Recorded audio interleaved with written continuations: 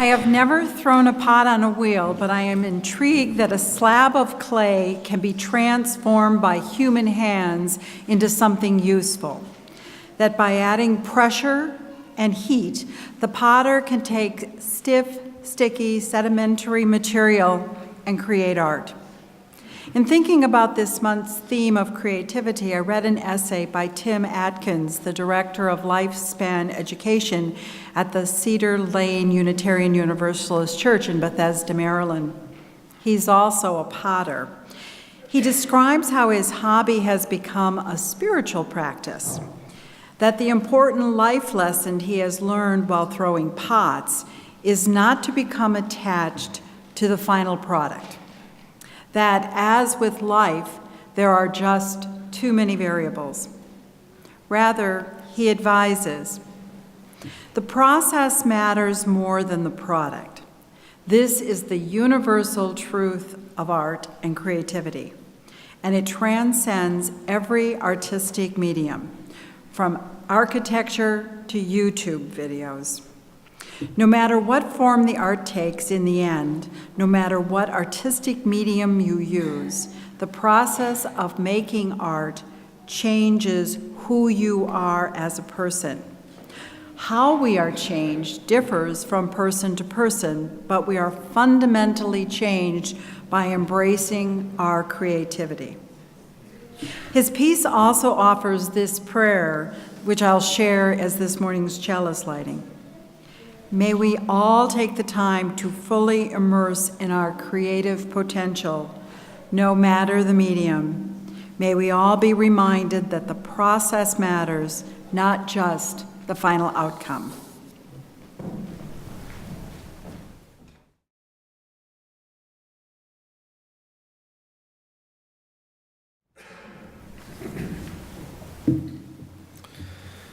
Framers of the earth, electricity made of dreams, a song of colors yet unnamed, who knows what to make of us, writes the poet.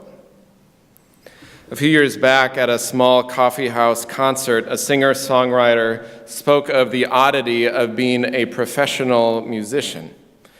She said, I make something that's just a little bit more than air, what we call music, something intangible. It's barely even there.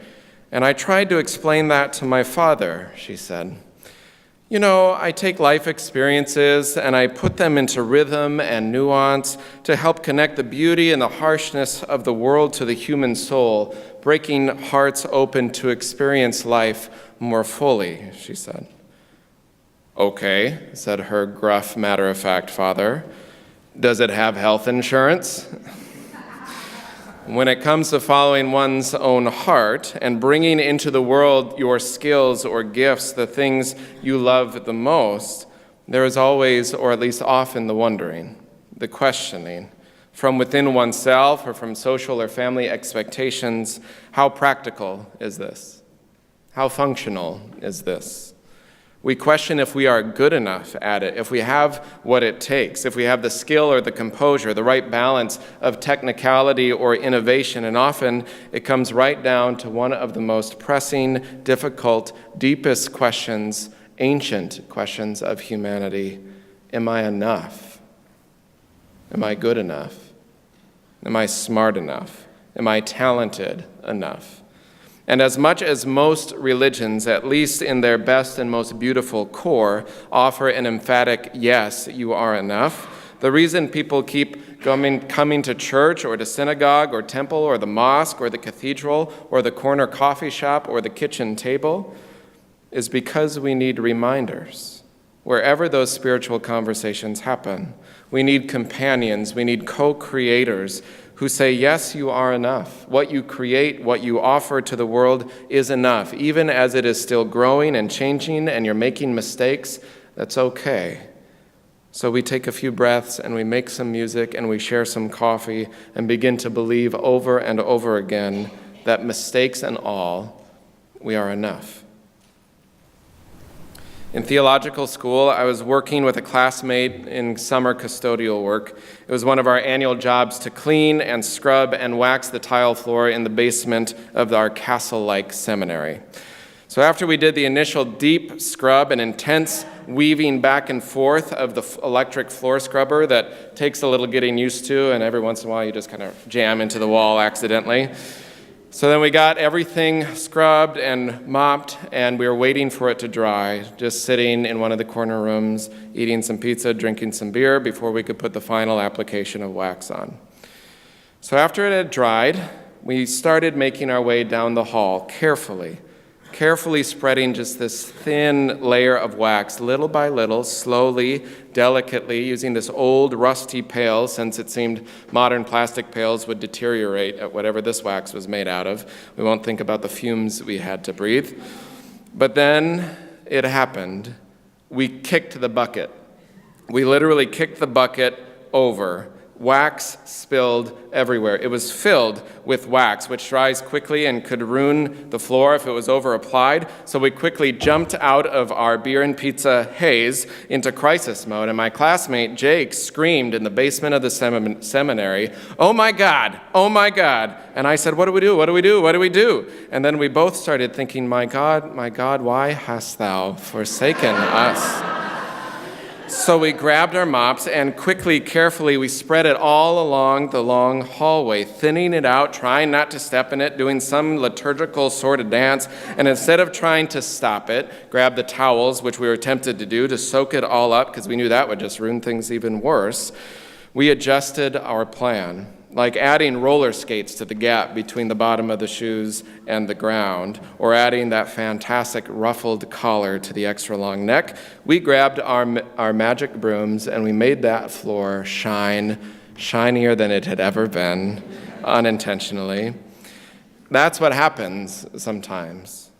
When our attempts to live ordered lives, our attempts to follow correct methods and protocol and best practices that are time-tested, sometimes we just screw up and we make a mess and we kick something over and we spill all over the landscape of our life, and all of a sudden that moment, our work and our labor and our sense of identity or even our sense of vocation changes, whether we planned it or not. And if we're lucky, we have good companions next to us and we work our best and our quickest and our most carefully to adjust and to smooth it out and make it at least okay, even if it's not as planned, because sometimes it can still shine. Maybe not the way it was supposed to be, but we do our best to let it shine, let it shine, let it shine. We don't have to be perfect. We don't have to make things perfectly. We don't have to be the best at whatever it is we do. What matters is if it is something we love, some passion, some joy, something that makes our heart sing, some way that we can help build up this world in metal or in wood, in moments or in music, in the way we interact with others or the earth or ourselves. We are co-creators of the world. In the small circles of our lives or the wider circle of the whole interdependent web, we are creators, crafters, laborers of what the world has been, is, and yet still could be. The skills are many, the tools are varied, and we need it all, the tangible and the intangible, the practical and the seemingly practical, as they weave together. Every piece of the fabric that we weave is part of building the world. How we use whatever tools we have, our time, our resources, our skills, how we do whatever we do, because it's about the how, not the what. How we infuse our heart into the world, to whatever task or creation it is, matters. It matters to write an article or smile at a stranger, to really listen to a patient, to sing, to make really good coffee, to knit love into thread, to notice the sun shining through the trees, to make an engine run again and to keep learning, to make the floor shine for the 1,000th time, to dot the I's and cross the T's and change the font, send another email, answer another call, plant the seed, knead the dough, stuff another envelope, stock the shelf, start the conversation, fold the sheet, hold the hand, wipe the nose, dry the tear, whatever it is.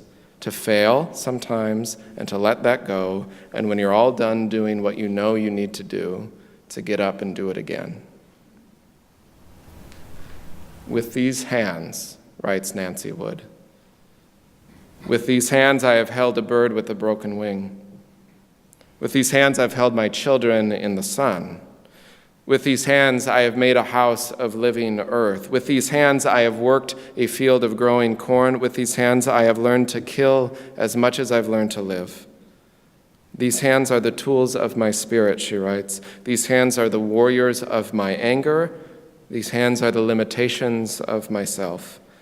These hands grow old, and they feel unfamiliar walls as they reach out to find something, someplace that I used to know. My grandfather has been a creator his whole life in some of the most tangible ways, fixing engines, flying planes, weaving and fitting pipe and venting through walls and floorings of homes like a jigsaw puzzle, building a business in a small town, and then on the side, in his spare time, in an ever-expanding garage like the universe, restoring old cars. Mostly Fords, but we threw in a couple of Chevys, to be inclusive. There's a 1928 Ford Model A pickup, a 1929 Roadster, a 1930 station wagon, a 1918 Chevy touring car, and a 1936 Chevy pickup.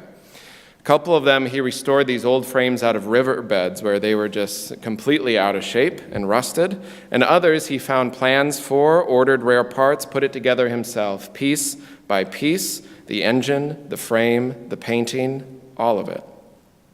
So I learned to drive a stick shift in a 1928 Ford pickup when I was 16, probably to the horror of my mother. But Grandpa kept a cool composure as I repeatedly stalled on the small highways around Winnebago, Minnesota. Up into his 90s, as my grandma, his spouse of over 60 years, had died, he was building a Pete and Pole Model A engine airplane. I think it was what sustained him through the grief, having something in the garage that he could keep working on. Even when we asked, he would say, well, I'm over 90 and I don't really care if it's safe. I just want to see if it works. So if I can get it over to Blue Earth and get it to the airport and get the engine running, I might just accidentally take off. To the horror of the entire family. No, Grandpa, you can't do that. It's a Model A airplane. But picture him amidst the rust, writes the poet, Twyla Hansen. Hand tools, jars of screws, bolts, she writes, half-useful wrenches, assembling miniature farm wagons and windmills and trains as if one day he would return. His last unfinished project, the poet writes, a seafaring ship, its instructions and pattern carefully numbered and folded, the glued, carved, and sanded basswood as if he sensed this full-blown final creation might help him sail across the ancient sea. Our creations, tangible and intangible, they outlast us. More than the cars or the plane in my grandpa's garage, what was created was an experience of sitting in those antique cars as a boy with my grandma, as I pretended to drive her to New York or to Los Angeles. Most often I pretended to drive her to Dairy Queen, suggesting that that's where we should go next. But we never left the garage, and we went everywhere. It was Grandpa creating the car, and it was Grandma creating this playful moment with her grandson for me to find joy and love and delight. What was created were memories, a narrative of who my people were, that we worked hard, that things were meant to be used, not gathering dust. What was created more than the objects was the story of a person and a people, not some perfection, not some creation in glass that had to be put away and stored, but something that could interact with the real world, something that could kick up dust and stall on a highway, taking us on a journey anywhere we needed to go, holding passengers, but holding much more than that, holding dreams and love. What we create together changes landscapes right in front of us. It changes narratives. It changes the experience of what it means to be alive, what it means to be human, what it means to love and to grieve and to hope. We each have a toolbox. What is in it? What tools are yours? What skills, what gifts, what passions, what hopes, what dreams, what is ours to give to this world? What life, what world are we working to create, or have we been working to create for years? Whether it is in some paid profession, if you're lucky to do that, or in the garage or a garden or a pub after the end of a long day, whether it has health insurance or it is something that just floats in the air, whether it is intentional with detailed plans, clear guidelines, carefully numbered and folded, or it's a bucket that you just kicked over and spilled over everything, and all of a sudden you need to turn this mistake into something beautiful. We are creating always memories and stories, moments and narratives, imperfect, flawed, and beautiful. We are builders and planters, growers and tenders of our own and the dreams of our ancestors. Our very lives are unfinished projects. They are unfinished projects with plans we have drafted and written and edited and been handed and scrapped and started over 1,000 times, worked on and tinkered with until our last moments to carry us across some ancient sea. There among the rust of other creations, and there on the blank page of what is yet to be, what are the tools in your hands? Just waiting, ready, longing to be put to work, to build something beautiful enough, joyful enough, simple enough to hold you, and to hold what you are just now becoming. Our closing hymn is Building a New Way. It's in the Teal hymnal. I invite you to rise in body or spirit and sing together. I invite you, as you're comfortable, to join a hand next to you or a shoulder, or place your hand on your heart. And breathe deep the breath of life. It's never been about the what you do. It's the how. How you infuse love and compassion and kindness and innovation. How you create the world around you. How you create moments of beauty and joy. Breathe deep, creators of the world. And you're not alone. Amen. Amen.